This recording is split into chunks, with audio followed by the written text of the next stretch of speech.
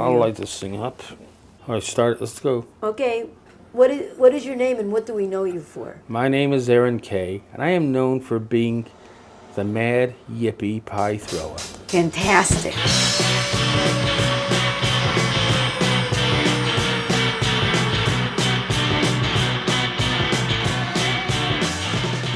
And yippee basically started New Year's Eve, 67, 68. The kitchen debate. Paul Krasner was the one who came up with the words Youth International Party. I believe Jerry Rubin and Abby Hoffman and Bob Fass, among others, were at the kitchen debate. And they're planning for Chicago. Chicago 68. That was the Battle of Chicago. The Democrats were having the convention. The city of Chicago were playing games with permits, jacking everybody around. It resulted in a police riot that went on for a week. 6 days of rape and pillaging by the Chicago Police Department. Cops just beating the shit out of protesters, left and right. And then Mayor Daley coming off with his shoot to kill order. This is a real police charge. Now I've seen them club at least 3 young people. Now they're moving into the crowd and beating them with the nightsticks. And this, you see, resulted in an indictment for 8 members. They were called the Chicago 8. Jerry Rubin, Abby Hoffman, David Dellinger, John Freuness, Lee Weiner, Tom Hayden, Rennie Davis, and Bobby Seale. It led to a trial that started in September 1969. It was a circus. You had a judge named Julius Hoffman, whose face resembled that of an ostrich. One bad scene was when they tied Bobby Seale to a chair and gagged him. But then a cool scene was when Jerry and Abby walked in wearing judges' robes. And they took them off and stomped on them in front of the judge. And wasn't Abby saying that Judge Hoffman was his illegitimate father? And they said it was long-lost uncle. And they would call him Julie. This is the most amazing thing that's in the loop in Chicago.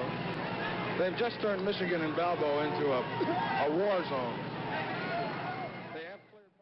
First time I met Abby Hoffman, it was a very superficial meeting. People are going to camp in Flamingo Park in Miami, and I smoked a joint with him. I didn't see too much of him during the Democratic convention. He was mostly inside the convention with Jerry, writing the book Vote. What did you learn from Abby? A lot. That's all I could say, a lot.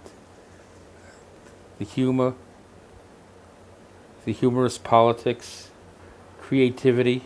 I look at him as an inspiration. If it wasn't for Abby, I probably wouldn't have gone into pie throwing.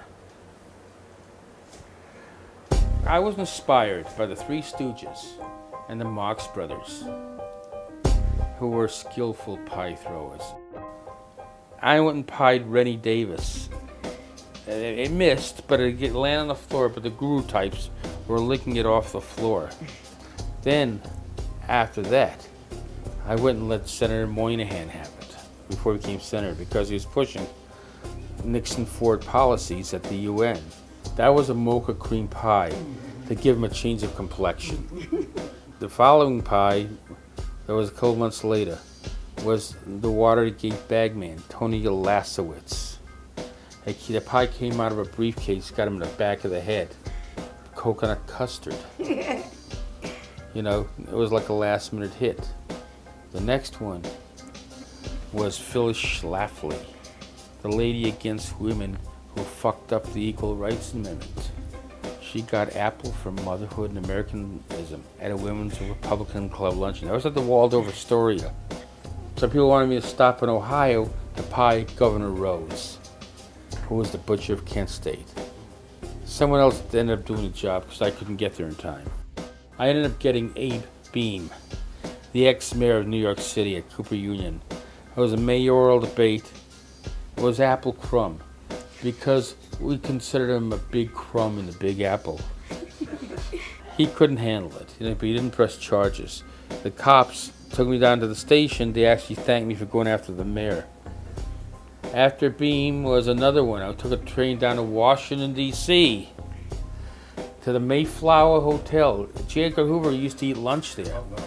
I managed to get up to this one room,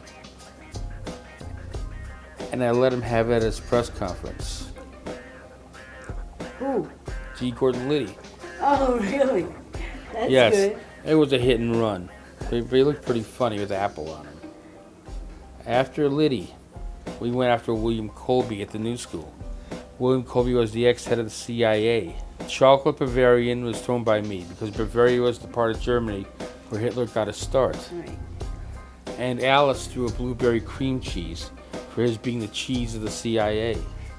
We were arrested and fined. It was around spring '76. I heard William Buckley was appearing at NYU. I decided to go let him have it publicly. Shaving cream, which gave him a ring around the head. There's also another concept too. Everybody knows somebody that needs a pie, whether it be their boss or their landlord. What is the effect of the pie on And the that's person? humiliation. You dissolve their ego. It's a corrosive substance. It's not like battery acid, but it corrodes the ego. Unless you know how to roll with it, it makes him look like an idiot. There's more pies that I haven't gotten to yet.